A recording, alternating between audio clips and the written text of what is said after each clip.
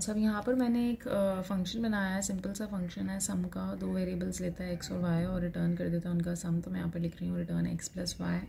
Main के अंदर जब हम इसे कॉल करेंगे तो हम इसी तरह कॉल करेंगे, सम का फंक्शन है, उसको दो पैरामीटर्स हम पास कर देंगे 5 और 9। तो 5 और 9 को ऐड करेगा और उसका जो रिज़ल्ट आएगा तो 14 वो रिटर्न कर देगा एस के अंदर। सही, बाकी यहाँ पर मेन का कोड आ जाएगा। अगर मैं चाहती हूँ, अब क्योंकि मैंने मेन के बाद फंक्शन डिफाइन करा तो ऊपर मुझे प्रोटोटाइप लिखनी होगी, तो मैं यहाँ पर इसकी प्रोटोटाइप लिख देती हूँ। इंटीजर रिटर्न करेगा, सम का फंक्शन है और दो पैरामीटर्स हैं एक्स एंड वाई। ठीक है, तो मैं यहाँ पर इसकी प्रोटोटाइप लिख रही हूँ इंटीजर सम की। अच्छा, अब यहाँ पर बताने का मकसद सिर्फ इनका ये है कि अगर मैं चाहती हूँ कि एक्स और वाई की डिफ़ॉल्ट वैल्यू मैं बता दूं पहले से, ठीक है, यानी कि अगर मैं कोई एक पैरामीटर नहीं बताती हूँ एक्स और वाई में से, तो इसका मतलब है कि जो उसकी वैल्यू यूज़ हो रही होगी that would be the default value. तो मैं यहाँ पर खाली एक्स नहीं लिखूँगी, मैं लिख दूँगी एक्स इक्वल्स टू 0 अगर इसकी 0 डिफ़ॉल्ट वैल्यू है, और वाई इक्वल्स टू 0 अगर 0 इसकी डिफ़ॉल्ट वैल्यू है। तो अगर मैं 0 की जगह 1 कर देती हूँ, X equals to 1, Y equals to 1, तो इसका मतलब है 1 would be the default value. तो मैं अगर एक्स और वाई को पास नहीं करूँगी, एक्स के वाई में से किसी को भी पास नहीं करूँगी, तो वो उसकी डिफ़ॉल्ट वैल्यू को यूज़ कर रहा होगा। ठीक है, तो मैं अगर इस तरह से सम का फंक्शन कॉल करती हूँ, integer S equals to some 5, तो इसका मतलब है कि मैंने सिर्फ पहला पैरामीटर पास करा है, सेकंड पैरामीटर को ये खुद ही कंसिडर करा होगा, दैट इज़ 0। तो ये रिटर्न क्या कर देगा, 5 + 0 दैट इज़ 5, और रिटर्न यहाँ पर 5 आ जाएगा। इसी तरह अगर मैं सम का फंक्शन कॉल कर देती हूँ विदाउट एनी पैरामीटर्स, तो वो इसका मतलब है कि एक्स और वाई की दोनों की डिफ़ॉल्ट वैल्यू ले रहा होगा, 0 0 0 0 को ऐड करेगा और रिटर्न कर देगा इसके अंदर। ठीक है, तो वो किसी भी फंक्शन की अगर हम डिफ़ॉल्ट वैल्यू सेट करना चाहते हैं, C++ में अलाउड होता है, सी लैंग्वेज में नहीं होता ऐसा, तो वो हम इस तरह कर सकते हैं कि हम प्रोटोटाइप के वक्त फंक्शन कॉलिंग से पहले, फंक्शन डेफिनेशन से भी पहले हम, यानी कि प्रोटोटाइप के अंदर हम उसे डिफ़ॉल्ट वैल्यूज़ यहाँ पर इनिशियलाइज़ करते हुए बता देंगे कि वो वैल्यूज़ होंगी क्या। ठीक है, अगर मैं यहाँ पर कह देती हूँ एक्स की वैल्यू बाय डिफ़ॉल्ट 2 है, तो मैं X equals to 2, Y equals to 2 इस तरह से लिख सकती हूँ। ठीक है, दोनों की डिफरेंट भी हो सकती हैं। कॉलिंग के वक्त, फंक्शन कॉलिंग के वक्त अगर मैं कोई पैरामीटर नहीं देती हूँ तो वो फिर उसकी डिफ़ॉल्ट वैल्यू यूज़ करेगा। अगर मैं दे रही हूँ 5 और 9 तो फिर तो 5 और 9 ही यूज़ होंगे, लेकिन अगर मैं नहीं दे रही हूँ तो फिर वो उसकी डिफ़ॉल्ट वैल्यूज़ को यूज़ कर रहा होगा। ठीक है, तो ये भी एक फीचर है जो फंक्शंस हम यूज़ कर सकते हैं। अच्छा, अब आ जाते हैं ज़रा स्कोप के ऊपर। वेरिएबल्स के जो स्कोप होते हैं वो दो तरह के हो सकते हैं, ग्लोबल और लोकल, ग्लोबल स्कोप और लोकल स्कोप। ठीक है, अब होता क्या है फ़र्क ग्लोबल और लोकल में। ग्लोबल का मतलब होता है कि कोई भी चीज़ जो कि हमने ग्लोबली डिफ़ाइन करी है, यानी कि आउटसाइड द फंक्शन। अगर मैं यहाँ पर कहती हूँ मेन का फंक्शन हमने डिफ़ाइन करा है, तो मेन के फंक्शन से पहले हम यूजुअली हैश इंक्लूड के स्टेटमेंट या हैश डिफ़ाइन के स्टेटमेंट्स लिखते हैं। उनके बाद अगर मैं चाहूँ तो मैं यहाँ पर after using name space std मैं यहाँ पर भी वेरिएबल्स को डिफ़ाइन कर सकती हूँ। ठीक है, जहाँ पर हम फंक्शन की प्रोटोटाइप्स लिखते हैं वहाँ पर हम साथ में वेरिएबल्स को भी डिफ़ाइन कर सकते हैं। सपोज़ मैं यहाँ पे कह देती हूँ variable integer x equals to 1। ठीक है, अब क्योंकि ये ग्लोबल वेरिएबल है, यानी कि फंक्शन से बाहर है, तो ये वेरिएबल हर जगह एक्सेसिबल होगा, ये मेन के अंदर भी एक्सेसिबल होगा। अगर मैंने मेन के बाद कोई फंक्शन बनाया है, सपोज़ मैं बना देती हूँ माई फंक के नाम से एक फंक्शन जो कि यूज़र डिफाइंड फंक्शन है, ये जो वेरिएबल x है ये यहाँ पे भी एक्सेसिबल होगा, यहाँ पे भी एक्सेसिबल होगा, और जितने भी मैंने फंक्शंस बनाए हैं उन तमाम फंक्शंस के अंदर ये एक्सेसिबल होगा। ठीक है, क्योंकि ये ग्लोबली डिफाइंड है। ग्लोबल का मतलब है ये हर जगह एक्सेसिबल है। सही है, तो अगर मैंने कोई चीज़ ग्लोबली बनाई है तो इसका मतलब है कि वो हर जगह हर फंक्शन के अंदर एक्सेसिबल होगी और कोई भी इस वेरिएबल को यूज़ कर सकता है। तो मैं अगर यहाँ पर कहती हूँ सी आउट एक्स, तो वो कौन सा एक्स सी आउट होगा जो कि मैंने यहाँ पर डिफाइन करा। अगर मैं यहाँ पर कहती हूँ सी आउट एक्स, तो यहाँ पर भी वही एक्स सी आउट होगा जो मैंने ग्लोबली डिफाइन किया, अनटिल एंड अनलेस मैं इसी नाम का वेरिएबल मेन के अंदर दोबारा डिफाइन नहीं कर देती हूँ।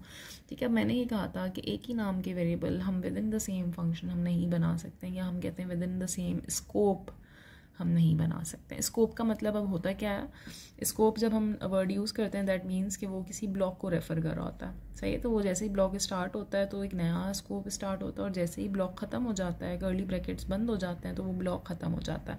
जैसे ही वो ब्लॉक ख़त्म हो गया तो इसका मतलब है कि उस ब्लॉक के अंदर जितने भी हमने वेरिएबल्स बनाए थे, सपोज़ मैं यहाँ पर वेरिएबल बना देती हूँ इंटीजर आई जे के कुछ भी, ये जो वेरिएबल्स हमने बनाए हैं ये तमाम वेरिएबल सिर्फ इस मेन के अंदर एक्सेसिबल है, यानी कि जहाँ पर मेन के ब्रैकेट खुल रहे हैं और मेन के ब्रैकेट बंद हो रहा है, ये सिर्फ यहाँ पर एक्सेसिबल है, इसके बाहर ये एक्सेसिबल नहीं है। तो मैं अगर माय फंक्शन के अंदर आई और जे को सी आउट करवाती हूँ तो फिर वो वहाँ पर कहेगा कि आई क्या चीज़ है, ये एरर है, ठीक है। तो यहाँ पर क्योंकि आई वेरिएबल डिफाइन नहीं है। इसी तरह अगर मैं चाहूँ तो मैं एक ही नाम के variables with in different scopes define कर सकती हूँ, और ये हमने इससे पहले करा भी है कि हमने यहाँ पर वेरिएबल ले लिया आई और जे, तो वो जब मैं मेन के अंदर आई और जे को रेफ़र करूँगी तो वो ये वाले आई और जे होंगे। मैं इसी नाम के वेरिएबल्स यहाँ पर बना देती हूँ इंटीजर आई एंड जे, तो इसका मतलब ये होगा कि ये आई और जे डिफरेंट हैं और ये वाले आई और जे डिफरेंट हैं, इनकी लोकेशंस अलग होंगी मेमोरी में, इनकी लोकेशंस अलग होंगी मेमोरी में, इसके लिए मेमोरी अलग एलोकेट होगी, इसके लिए अलग एलोकेट होगी। तो मैं जब इस मेन के अंदर आई और जे को रेफ़र कर रही होंगी तो वो मेन वाले आई और जे होंगे, जब मैं माय फंक के अंदर आई और जे को रेफ़र कर रही होंगी तो वो इसके अपने आई और जे होंगे, ठीक है, वो ये वाले नहीं होंगे। तो जैसे ही मेन का यहाँ पर ब्रैकेट ख़त्म तो इसका स्कोप ख़त्म, इन वेरिएबल्स का स्कोप ख़त्म, जितने भी वेरिएबल्स मैंने यहाँ बनाए थे वो सारे वेरिएबल्स जो हैं वो अब यहीं तक लिमिटेड थे, सही है, वो यहीं तक रिस्ट्रिक्टेड था। अच्छा, दूसरी चीज़ ये करते हैं कि अगर मैं सपोज़ यहाँ पर कहती हूँ कि एक्स वेरिएबल मैंने ग्लोबली डिक्लेयर करा था और मैं यहाँ पर एक और वेरिएबल बना रही हूँ फ्लोट टाइप का, सपोज़ एक्स, ठीक है, और मैं इसमें वैल्यू डाल देती हूँ 5.9। तो क्योंकि स्कोप डिफरेंट है, स्कोप सेम नहीं है, ये ग्लोबल स्कोप था, ये लोकल स्कोप है। लोकल का मतलब ये इस ब्लॉक के अंदर लोकल है, ये सही है। जब तक हम इस ब्लॉक के अंदर हैं तो ये वेरिएबल है, जब हम ब्लॉक के बाहर आएंगे तो ये वेरिएबल नहीं होगा। तो इसका मतलब है कि इस एक्स का ये जो एक्स है तो सब जगह एक्सेसिबल है because this is a global variable, लेकिन ये जो ये एक्स है this is a local variable, ये सिर्फ इस ब्लॉक के अंदर एक्सेसिबल है। जब मैंने इसको डिफ़ाइन करा है, अभी इससे पहले डिफ़ाइन करने से पहले तक जो एक्स था that was this integer x. अब मैंने अगर एक्स डिफ़ाइन कर दिया है, सेम नाम का वेरिएबल है लेकिन स्कोप डिफरेंट है, ये ग्लोबल स्कोप था, ये लोकल स्कोप है, अलाउड है, ठीक है, दिस इज़ अलाउड, ये इसमें कोई एरर नहीं होगा, ये बिल्कुल ठीक है, ठीक है। अब अगर मैं सी आउट करवाती हूँ एक्स को या मैं कहीं पर यूज़ करती हूँ एक्स को, तो अब कौन सा वाला एक्स यूज़ होगा जो इस स्कोप के अंदर लोकल है, that is this x float वाला, ठीक है, 5.9। जब तक मैंने डिफ़ाइन नहीं करा था तो अब जो एक्स था वो तो ग्लोबल था, लेकिन जैसे ही मैंने डिफ़ाइन कर दिया है तो इसका मतलब है कि ये इस एक्स ने इस एक्स को हाइड कर दिया। अब वो ये इस एक्स को नहीं जानता, वो किसको जानता है, जो इस रीसेंट स्कोप के अंदर आया है, जो इसके अपने स्कोप के अंदर आया, that is this float x, ठीक है। तो अब अगर मैं सी आउट करवाऊंगी तो वो किसको करेगा, इसको करेगा। हाँ, अगर मैं दोबारा से कहती हूँ कि मैंने एक और वेरिएबल बना दिया एक्स नाम का, मैंने चाहे उसकी डेटा टाइप डिफरेंट रख दी, 4 करेक्टर रख दिया और मैंने उसमें कह दिया सी मैंने डाल दी, this is an error now, ये एक एरर है, ठीक है। एक ही नाम का वेरिएबल, एक्स नाम का variable with in the same scope नहीं हो सकता, वो स्कोप डिफरेंट है तो इसलिए हम अलाउ कर रहे थे। एक ही स्कोप के अंदर हम एक ही नाम का वेरिएबल, चाहे डेटा टाइप डिफरेंट हो, डेटा टाइप से मैंने पहले भी बताया था data type doesn't matter, data type चाहे डिफरेंट हो लेकिन एक ही नाम के variables with in the same scope हम नहीं बना सकते, ठीक है। तो ये अब एरर आएगा कि वेरिएबल की रीडिक्लेरेशन करिए, सही एरर आएगा वेरिएबल रीडिक्लेरेशन। तो दिस इज़ एन एरर, ये चीज़ हम नहीं कर सकते, लेकिन हाँ हम ये कर सकते हैं कि हम एक ही स्कोप के अंदर एक वेरिएबल हम बना दें, लेकिन सेम नाम के वेरिएबल्स हम with in the same scope नहीं बना सकते। अच्छा, कुछ स्कोप ऐसे होते हैं जो कि नेस्टेड होते हैं, यानी कि मैंने मेन के अंदर जो है वो कोई और ब्लॉक स्टार्ट कर दिया, सपोज फॉर का लूप स्टार्ट कर दिया, तो फॉर का loop is also a block. तो मैं सपोज यहाँ पर कह देती हूँ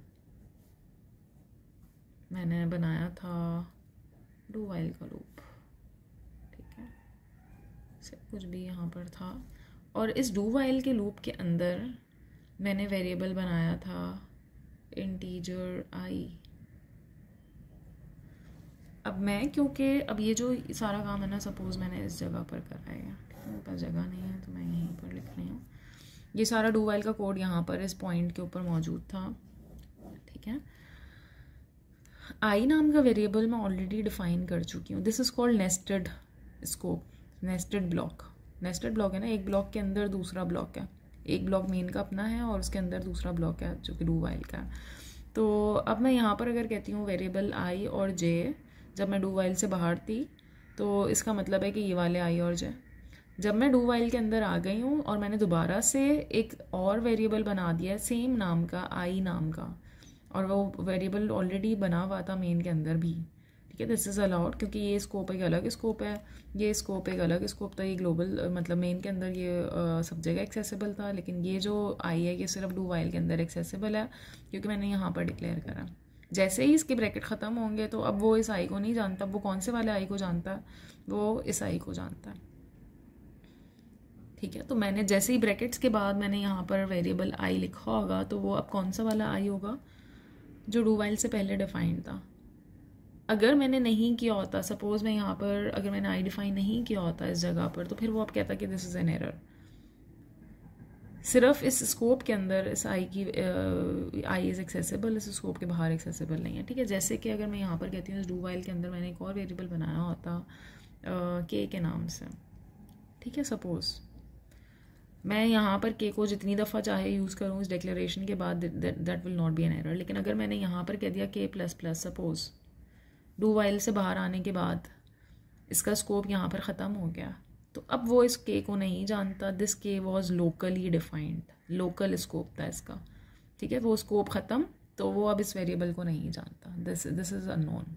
तो यहाँ पर वो कहेगा वेरिएबल के is not defined, undefined variable के, तो किसको इंक्रीमेंट करेगा, ठीक है। तो दिस इज़ वेरी इंपॉर्टेंट कि जो भी स्कोप्स हम बनाते हैं, अगर मैंने बाहर कोई चीज़ बनाई है तो वो तो सब जगह एक्सेसिबल है, लेकिन अगर कोई अंदर मैंने चीज़ बनाई है, किसी स्कोप के अंदर मैंने चीज़ बनाई, तो वो खाली उस स्कोप के अंदर एक्सेसिबल होगी, उस स्कोप के बाहर एक्सेसिबल नहीं होगी। अंदर वाली चीज़ बाहर एक्सेसिबल नहीं होगी, मेन के अंदर वो एक्सेसिबल नहीं होगी, ठीक है। Same goes for any other function, किसी भी फंक्शन की हम बात कर रहा हूँ। ब्रैकेट स्टार्ट हुआ, स्कोप स्टार्ट हुआ, ब्रैकेट बंद हुआ, स्कोप ख़त्म हो गया, ठीक है। एक ही नाम के variable with in different scopes हम बना सकते हैं, विद इन सेम स्कोप हम नहीं बना सकते। यानी कि मैंने यहाँ पर के नाम का वेरिएबल बनाया था, तो मैं दोबारा से के नाम का वेरिएबल चाहे डेटा टाइप डिफरेंट हो नहीं बना सकती, दिस इज़ एन एरर, ठीक है। लेकिन मैं अगर इस तरह कर रही हूँ कि मैं एक ही नाम के variable within two different scope, जैसे कि यहाँ पर मैंने आई और जे बनाया था और मैंने दोबारा से यहाँ पर डू वाइल के अंदर आई बना दिया है, तो दिस इज़ अलाउड। किस तरह से अलाउड होगा कि जब तक हम इस स्कोप के अंदर हैं तो हम कौन से आई को रेफ़र करेंगे, जो इसका अपना लोकल आई है। जैसे ही हम इस स्कोप के बाहर आ गए तो अब जो हम आई को रेफ़र करेंगे वो ये वाला आई होगा जो इस स्कोप के बाहर वाला आई था, ठीक है। तो this is how scopes work. अच्छा, अब यहाँ पर मेरे पास एक एग्जांपल है जो स्लाइड्स में भी गिवन है कि वो स्कोप के ऊपर ही है। This is the global area, ठीक है। यानी कि जो हमने यहाँ पर फंक्शन की प्रोटोटाइप जहाँ लिखी होती है, तो this is the global area. ये वेरिएबल्स अगर मैंने यहाँ पर इस जगह पर कोई वेरिएबल डिफाइन किया होगा तो वो सब जगह एक्सेसिबल होंगे, ठीक है। फंक्शन मेन का जो अपना एरिया होगा, दिस इज़ मेन्स एरिया। ये फंक्शन जो मैंने अपना बनाया है, दिस इज़ फन, ये अपना फन फंक्शन का एरिया होगा। इसके जो वेरिएबल्स होंगे ये इसके अपने लोकल वेरिएबल्स हैं आई और जे, यानी कि ये इस फंक्शन के अंदर एक्सेसिबल होंगे। मैंने यहाँ पर कुछ वेरिएबल्स बनाए हैं, इंटीजर ए और इंटीजर बी, और मैंने फंक्शन की प्रोटोटाइप में भी ये वेरिएबल्स यूज़ कर रहे थे, लेकिन these variables were different, these variables are different. ये मेन के अपने वेरिएबल्स हैं, ये फंक्शन के लोकल वेरिएबल्स हैं, सही है। तो मैंने यहाँ पे 3 वेरिएबल्स बना दिए, ए बी और वाई, 2 इंटीजर और एक फ्लोट वेरिएबल है।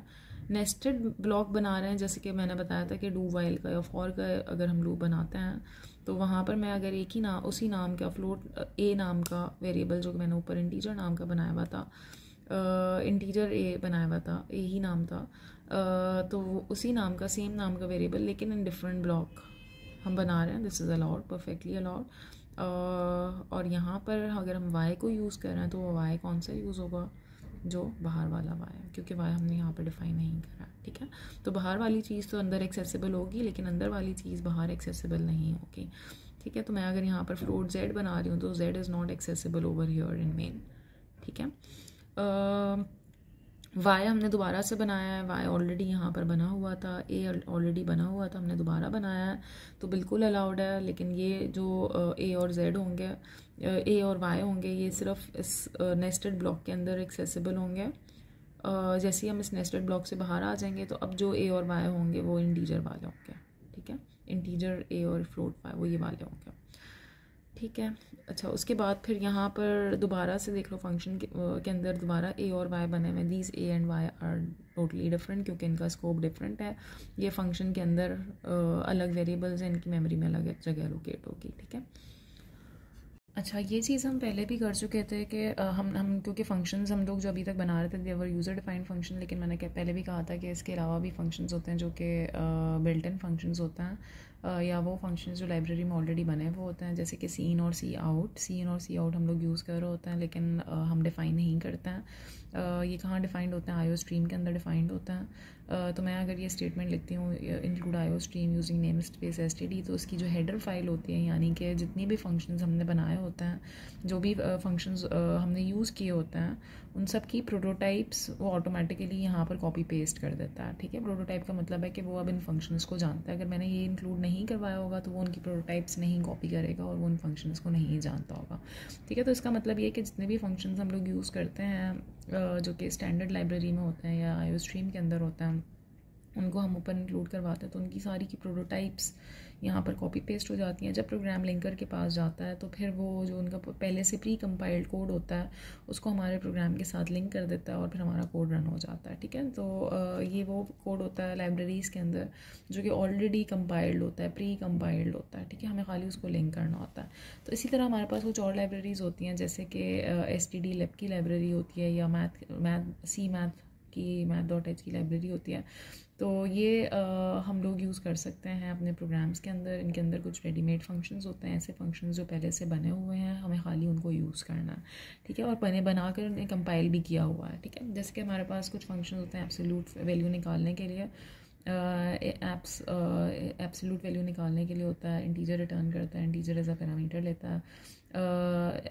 एल एब्सोल्यूट दैट मीन्स कि लॉन्ग वैल्यू का एब्सोल्यूट लेगा तो लॉन्ग ही रिटर्न करेगा। फ्लोट एब्सोल्यूट तो एफ एप्स, और ये डबल वैल्यू रिटर्न करेगा।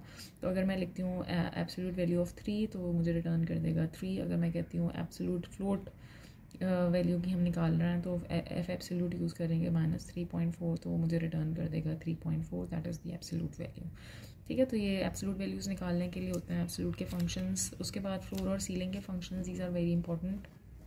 यहाँ पर होता ये है कि अगर मैं कहती हूँ सीलिंग तो सीलिंग मतलब ऊपर वाली वैल्यू, और अगर मैं कहती हूँ फ्लोर तो दैट मीन्स नीचे वाली वैल्यू, ठीक है। तो अगर मैं कहती हूँ सीलिंग ऑफ -1.9 तो इसका मतलब क्या होगा कि सीलिंग का मतलब है कि ऊपर वाली वैल्यू, सही है। तो उससे ऊपर वाली वैल्यू क्या होगी? -1.0, ठीक है। तो मैं अगर इस स्केल के ऊपर देखूँ तो -1.9 से ऊपर कौन सी वैल्यू होगी? -1.0। इसी तरह अगर मैं कहती हूँ सीलिंग ऑफ 1.1 तो क्योंकि हम 1 से आगे चले गए हैं तो उससे ऊपर कौन सी वैल्यू होगी? दैट इज़ 2, ठीक है। अगर मैं फ्लोर की बात करूँ तो floor is opposite of seal. अगर मैं कहती हूँ फ्लोर ऑफ -1.1 तो इसका मतलब हम नीचे की तरफ जा रहे हैं, दैट इज़ -2। और अगर मैं कहती हूँ फ्लोर ऑफ +1.9 इसका मतलब है कि हम नीचे की तरफ जा रहे हैं। अगर हम सीलिंग की बात करें तो 1.9 को सीलिंग 2 कर देता है, लेकिन फ्लोर को से क्या कर देगा? 1 कर देगा, ठीक है।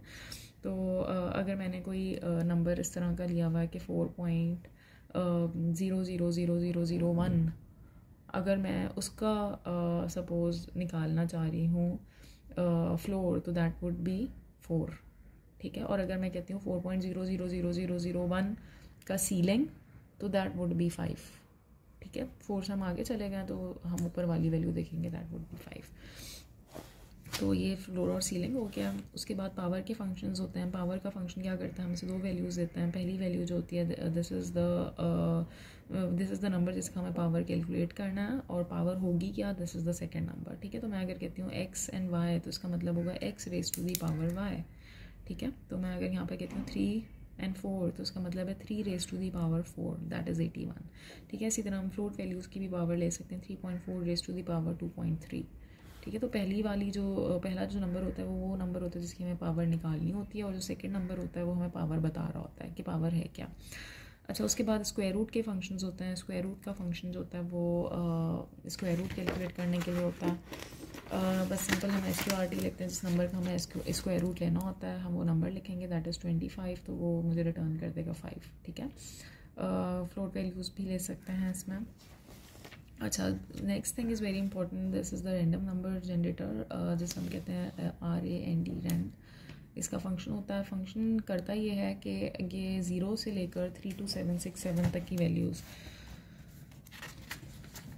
0 से लेकर 32767 तक की वैल्यूज़ के दरमियान का कोई भी रैंडम नंबर जनरेट कर देता है रैंड का फंक्शन। ठीक है,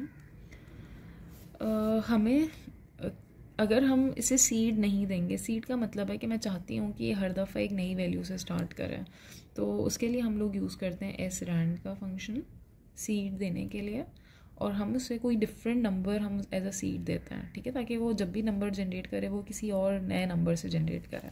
ठीक है, जैसे यहाँ पर उन्होंने बताया हुआ कि सीड जनरेट करेंगे फिर रैंड का फंक्शन कॉल करेंगे, सीड जनरेट करेंगे फिर रैंड का फंक्शन कॉल करेंगे, तो हमारे पास सेकंड रैंडम नंबर आएगा। तो अगर हम चाहते हैं कि सेम नंबर्स ना आएँ तो फिर हम बार बार हम सीड को सेट करते हैं SRAND के फंक्शन से, और फिर हम दोबारा रैंड का फंक्शन कॉल करते हैं। ठीक है, तो इसकी एग्जाम्पल यहाँ पर देख लेते हैं इस तरह से कि ये एक प्रोग्राम था, प्रोग्राम में हमने यहाँ पर सीड दी थी SRAND के फंक्शन से। ठीक है, इनपुट ले रहे थे यूज़र से सीड, और वो SRAND के फंक्शन को हम दे रहा था। तो अगर मैंने सीड दिए 255, तो ये जो रैंडम नंबर जनरेट होते हैं वो ये थे। अगर मैंने सीड दिए 511, तो रैंडम नंबर जो जनरेट होते हैं वो ये थे। अब उसके पीछे वो एल्गोरिथम होता है जिससे वो रैंडम नंबर्स जनरेट कर रहा होता है, वो क्या एल्गोरिथम हम उसकी डिटेल्स में नहीं जा रहे हैं, बस वो रैंडमली कोई भी नंबर जनरेट करके हमें दे रहा होता है बिटवीन 0 एंड 32767।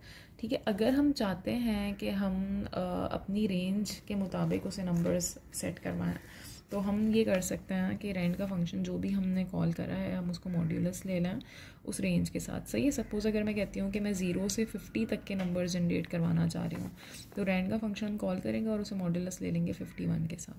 अगर मैं कहती हूँ कि मैं 0 से 100 तक के नंबर जनरेट करवाना चाह रही हूँ, तो मैं यहाँ पर रैंड का फंक्शन कॉल करूँगी, मॉड्यूलस ले लूँगी 101 के साथ। ठीक है, तो 0 से लेकर 100 तक के रैंडम नंबर्स जनरेट हो जाएंगे। तो 32767 तक इतने लंबे नहीं जाएंगे, जैसे कि यहाँ पर हो रहा है कि 2838192883 बहुत बड़े बड़े नंबर्स हैं।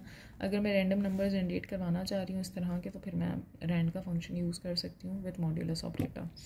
रैंडम का फंक्शन हम यूज़ करते क्यों हैं? जब भी हमारे पास इस तरह के कोई प्रोग्राम्स होते हैं जिसमें हमने रैंडमली कोई नंबर जनरेट करना होता है, जैसे कि अगर हम कोई प्रोबेबिलिटी बेस्ड गेम बनाना चाह रहे हैं C++ पे, सपोज़ कोई लूडो का गेम बनाना चाह रहा है, तो लूडो में हमारे पास डाइस पे नंबर्स आते हैं, और वो जो नंबर्स होते हैं वो 1 से लेकर 6 के दरमियान नंबर्स होते हैं, तो वो हम रैंड के फंक्शन से जनरेट करवा सकते हैं। ठीक है, इसी तरह अगर हमारे पास और कोई गेम होता है जो कि प्रोबेबिलिटी के ऊपर बेस करता है, और वहाँ पर हमें रैंडमली नंबर जनरेट करवाने हैं, तो वहाँ पर हम लोग यूज़ कर सकते हैं दिस रैंडम का फंक्शन। कलर्स के लिए हम कर सकते हैं कि क्योंकि कलर्स के कोड होते हैं, हम रैंडमली डिफरेंट कलर्स के हम आउटपुट करवाना चाहते हैं कैरेक्टर्स। जब हम ग्राफिक्स पढ़ेंगे तो उसमें हम देखेंगे, तो वहाँ पर भी हम रैंडम का फंक्शन यूज़ कर सकते हैं। ठीक है।